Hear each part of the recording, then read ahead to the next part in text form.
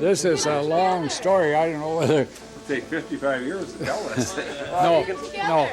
I was about 20 years old, and we had been out in North Dakota trashing, and so we drove out. Lester Gunderson, Birdie, and Lloyd Thompson and I would go out to Wenatchee, Washington, to work in the apple harvest. We heard about that, and we got a job out there, and so I got a job on Fifth Avenue Ranch, and we got along good loading apples, and they'd pick the apples and they'd stack them in tiers, about 5 high. Trucks would get in there, and we'd throw them out in the truck. That was my job.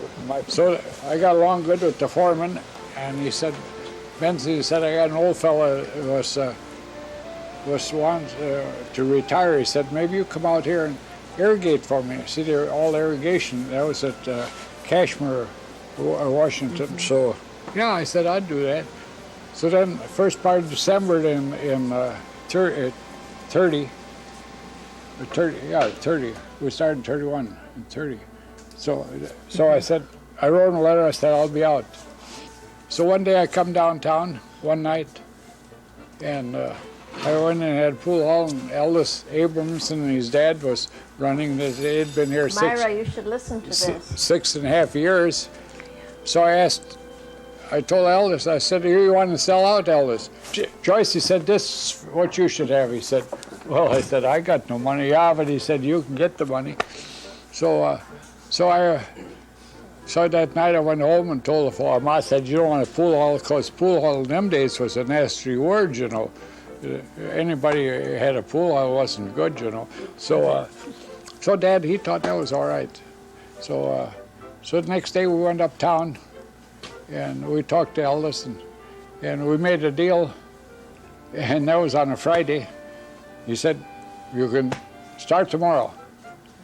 So we started the next day, and of course I had a date with Evelyn, who I just met her, you know, and so I called her up. I said, I can't come up on Saturday night, I said, because I bought out of business. So what did you buy? Of course, Everett and I, we'd bought beef, you know, and sold beef for butchering, you know. So she thought I'd bought a butcher shop. So then on Sunday I called her up, and she come down, and we took inventory. And Eldest, it went so fast, you know, just like that. So he had stuff coming in, and he told the truck driver, Richard Peterson, said, don't bring that in. He said, it just sold out. He said, I suppose he had about $50 worth of merchandise. So then Norm was working for Irvin on the farm, you know, up there. So I called him. I said, do you want to go in on that? I just bought out the pool hall. Yeah, he said, I would. And that's how that started. I don't know. I think we paid $26.50, I think. $2,650. That was mostly for inventory and the pool tables and chairs and that. Cuspidors, I think we had 5 tables and had to have 2. I think we had about 10 cuspidors, you know. Now you don't have any. Nobody chews tobacco like that. What was the date that you opened that year? That was December 31st. December 31st, 1931. Well, we used to come in here and get a bologna sandwich for a nickel. Is that right? A nickel? A nickel. And That's right. Glass of beer once in a while, or? Well, I wasn't old enough then. Yeah, I suppose that. After I got old enough, then I drank beer. In the days when Houston was a busy place, on Saturday night, this town had the most people if you ever saw. You couldn't get into Benson's till somebody came out that wasn't standing. That's right. Yeah, there simply wasn't room. You couldn't get in.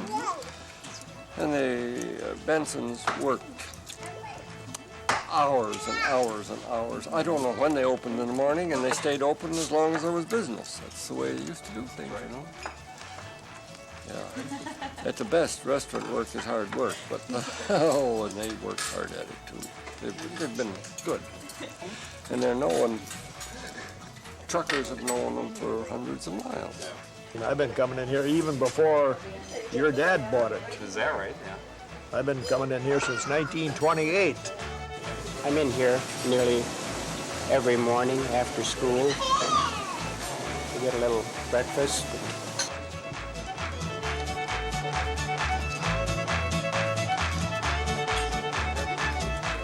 And I like the breakfasts they have in Oh, the the morning. breakfast, yeah. Omelets, Yeah, you bet. great omelets. Come down here and in 7th grade eating a hamburger for, what was it, 65 cents? Yeah, hamburger and a candy bar for 65 cents. I've been coming to Benson's for about 75 years now.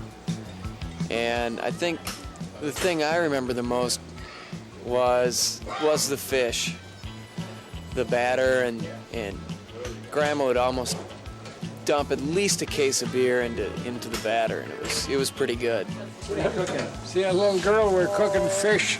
We're frying hash browns.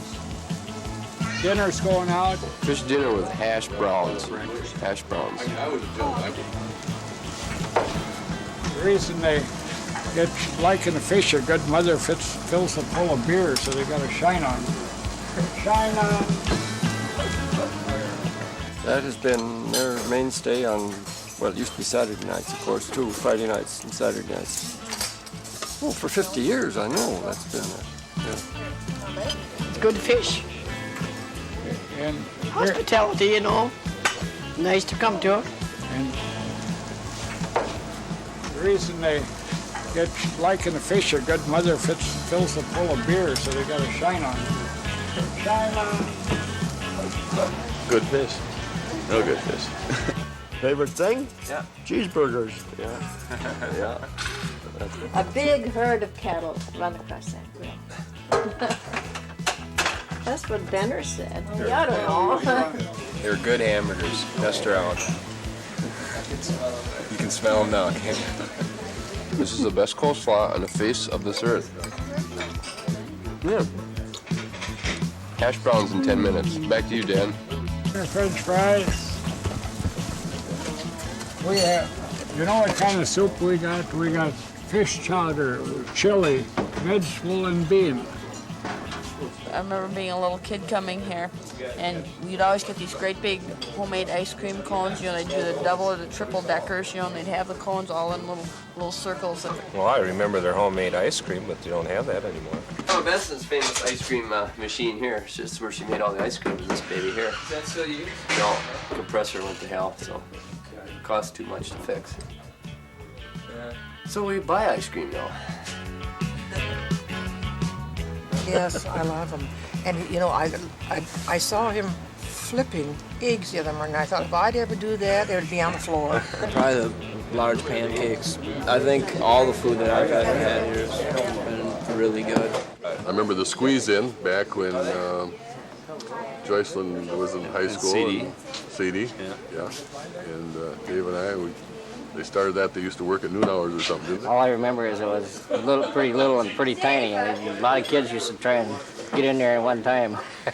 They had ice cream. This is this famous squeeze-in.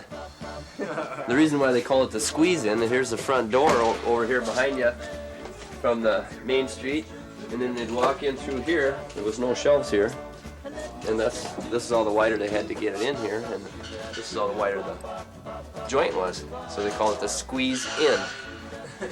Because you'd squeeze in. Yeah, you'd squeeze in here. When Tori Lee or Dave Colson used to come in here, 400 pounds, everybody'd have to get out of the way so they could get through. They had little tables and... What did you keep back here, buddy? Tables and chairs. Your dad used to run this.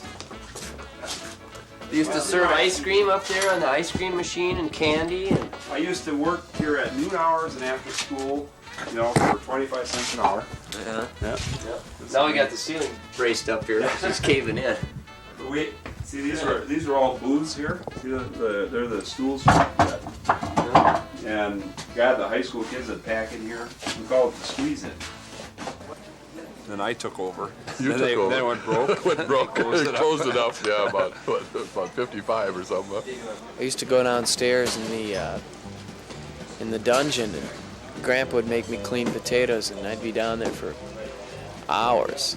Peeling potatoes. Making ice cream. Hundreds and hundreds of pounds at one time. We're gonna open this up now and see Al Capone's boat. Yeah. So here we go. You gotta watch your step. Everyone watch your step.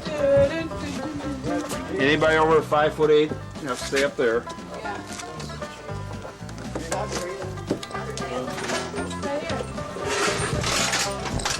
Down into the depths of the dungeon.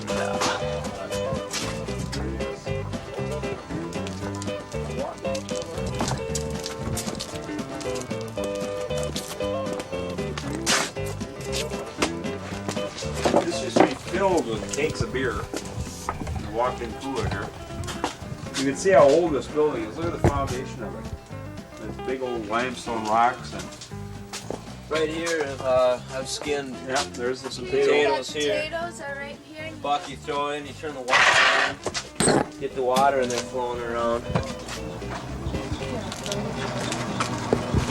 You gotta turn the water on. All right. How would you do that? You just open a bag, throw them in a potato peeler.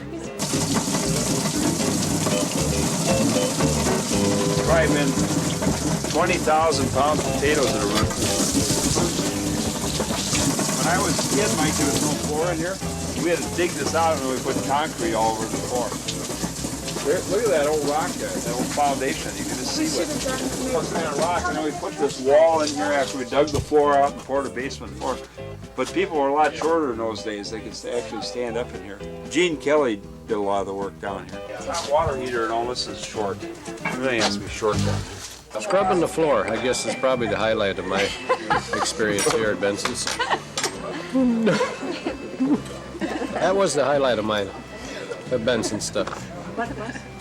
Scrub the floor. Peeling potatoes.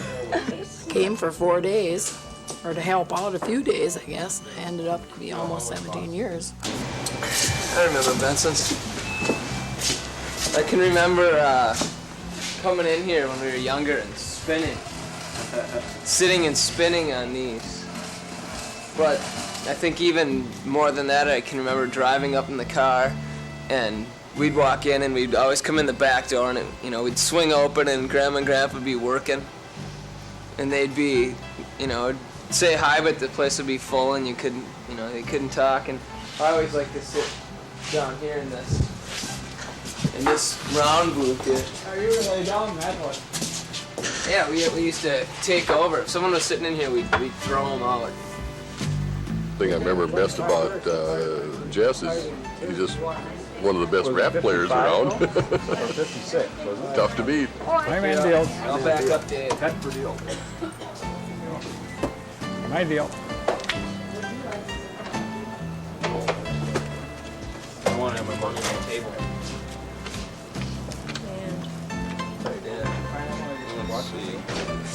Hi, Benson's. Did you wrap or not? I'll discard that. Wrap. There you go. Horse. Your deal. Or else Joy's trying to get $1 out of you.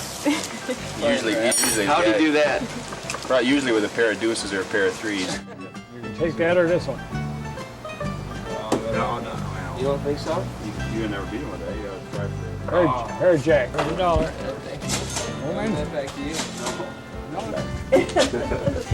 He has more fun playing cards. Now, how many did you start with today? I'll start with 5. But, Well, then you did pretty good. yeah, but I lost at 5 and 4 before 9, so it ain't too much. You got You got more than 5 there. Benson's worked hours and hours and hours. I don't know when they opened in the morning, and they stayed open as long as there was business. That's the way they used to do things, you know. I remember they used to have the jute box in the middle, and we used to, every time I could get a quarter or whatever it cost, a dime, I'd play Hot Rod Lincoln. My pappy said, son, you're gonna drive me to you remember that? We'd sit in Hot Rod Lincoln, passing telephones like a picket fence. Sit so down, I say stop. The signs on the road, it looks like, and I don't know the rest of the words. Yeah, it's really a strange life, ain't it? Huh? Nobody ever said thank you. Grandma, Grandpa, thank you. Layer in there, kid. There. How's that? I shut the lights off for the last time on a Friday night. I got one more now on the inside shut.